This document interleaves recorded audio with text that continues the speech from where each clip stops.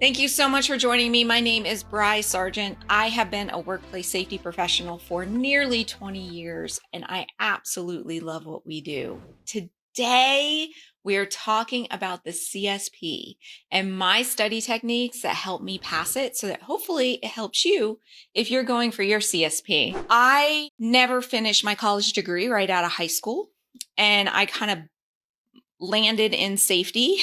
It got kind of dumped into my lap, and I'm glad it did. I absolutely love what we do. But I never formally went to school for it. So about 16 years ago, I was going to, and then I ended up like 3 weeks into the program of finishing my degree, I ended up pregnant.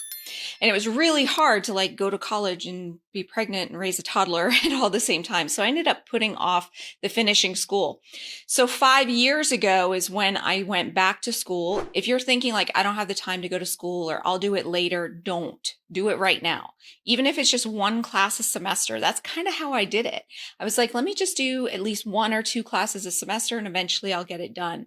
And towards the end, I just wanted to get it done as much as possible. And I went full time the last year.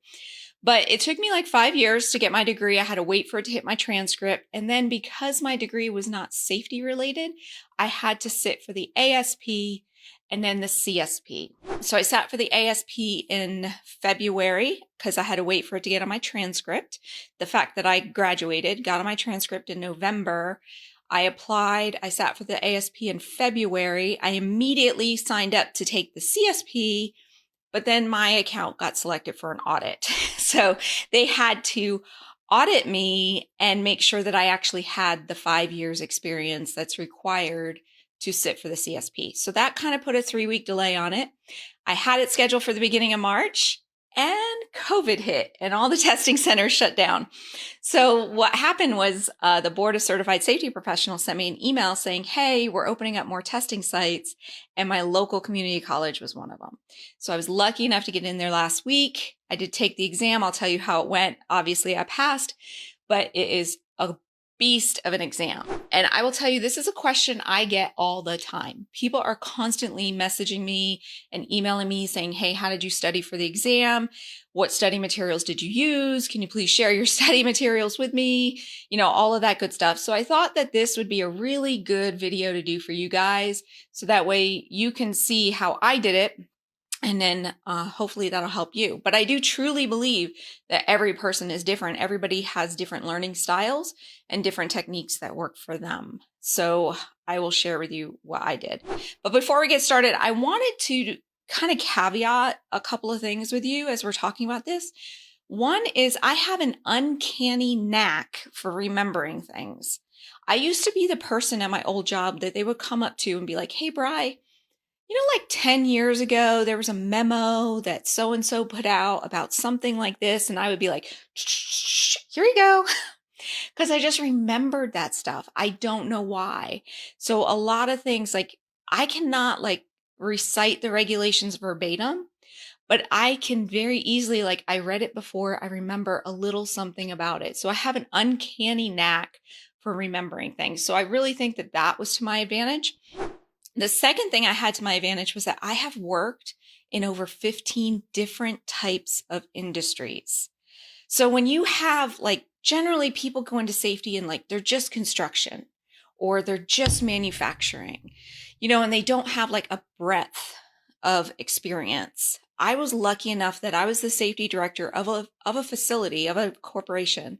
It was actually a co-op, not a corporation. It was a nonprofit, but we had 7 different industries within that one company. And then I moved on to another company. And then I became an SGE with OSHA.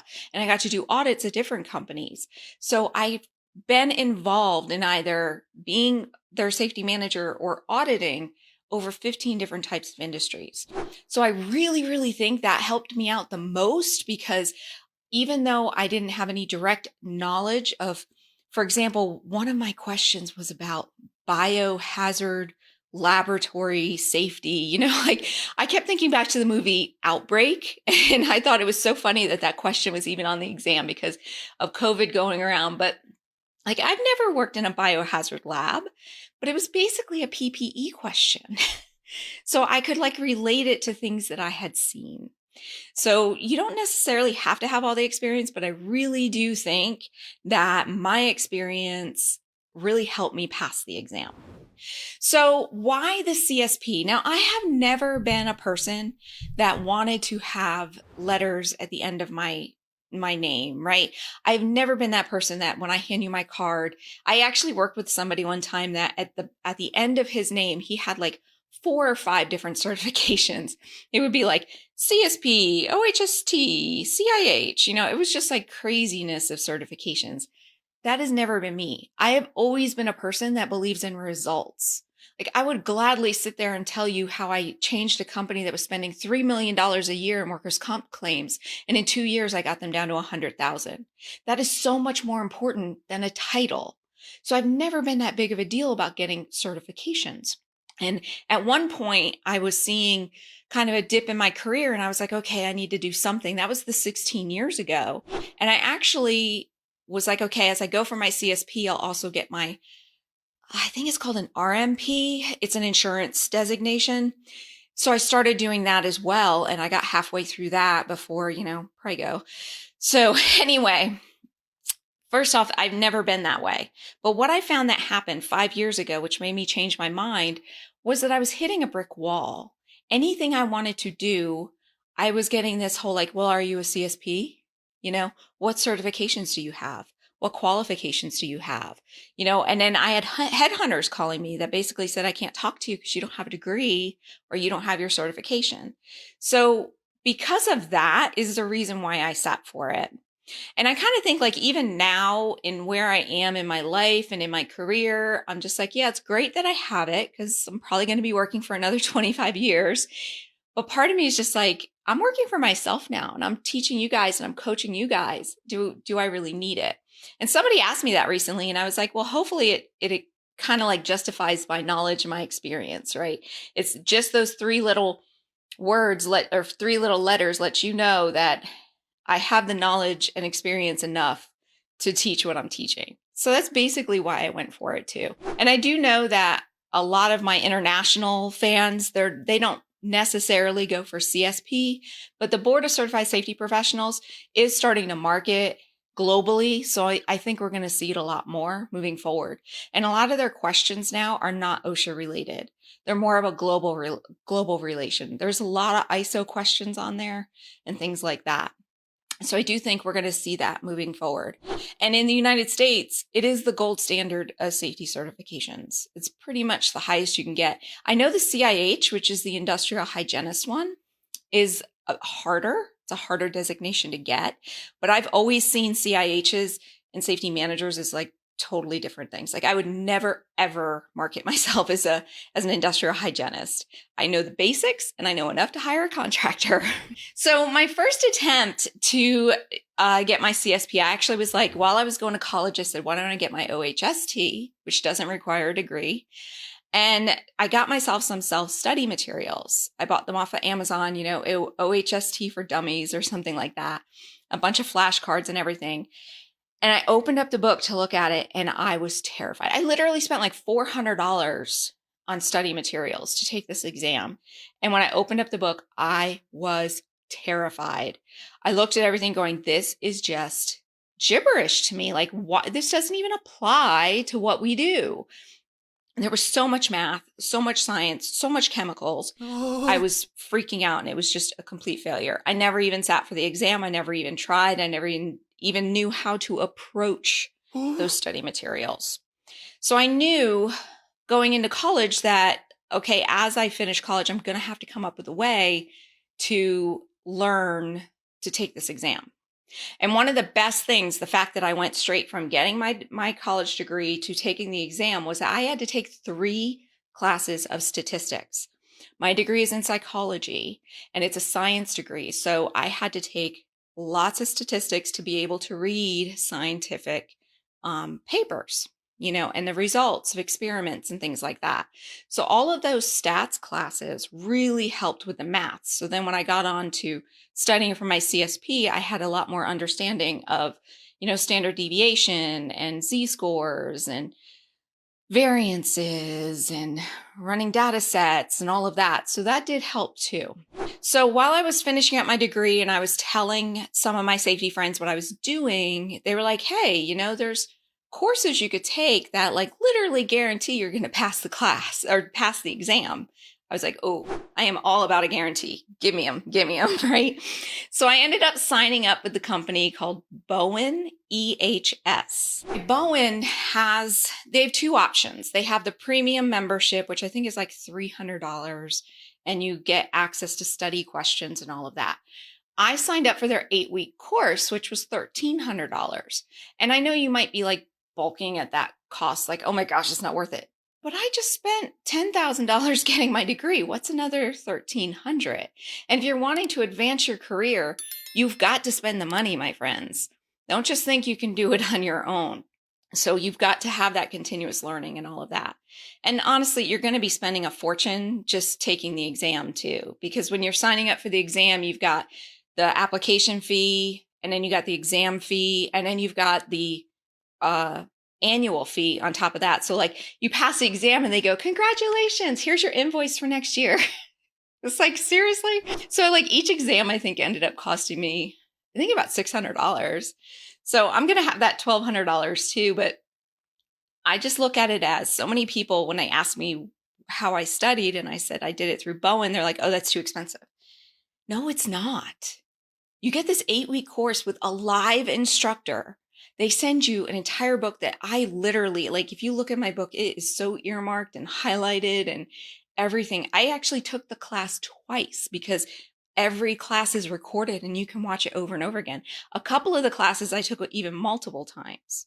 So invest in yourself. That's what I'm saying. Don't expect your employer to pay for it for you. This is your career, your education.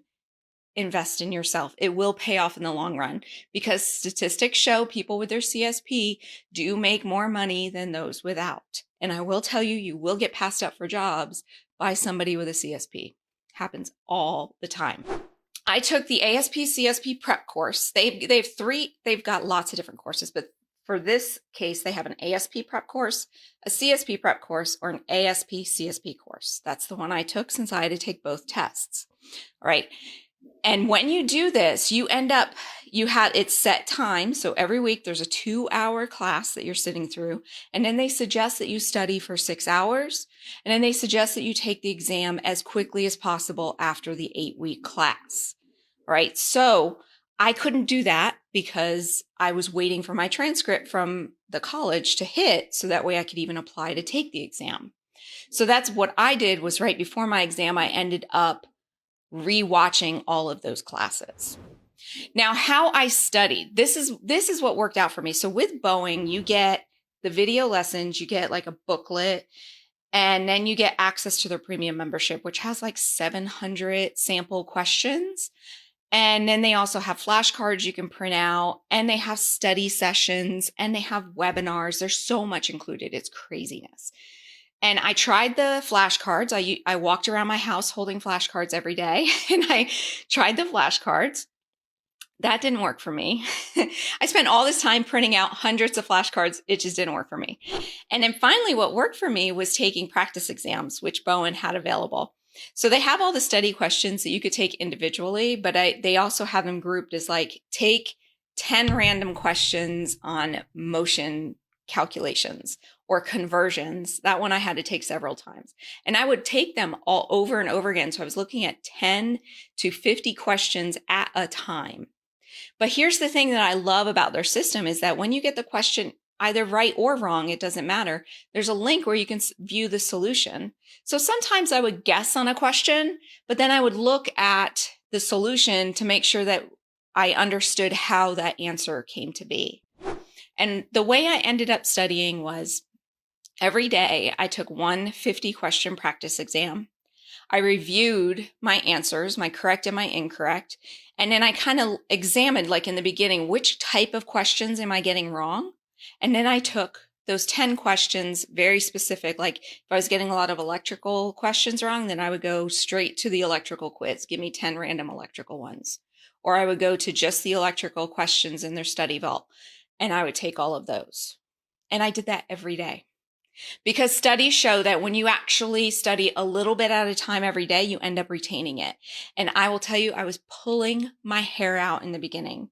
And now I look at motion equations like it's nothing. That NIOSH lifting equation, I can do that with my eyes closed because I spent every day just studying a little bit. So that is my biggest suggestion for you, is find the method that works for you. So I found out flashcards didn't work for me. And then spend 2 hours a day studying on it. An hour and a half to 2 hours a day. I would occasionally take a day off, but that's basically what I did from the time I scheduled my exam to the time that I took my exam.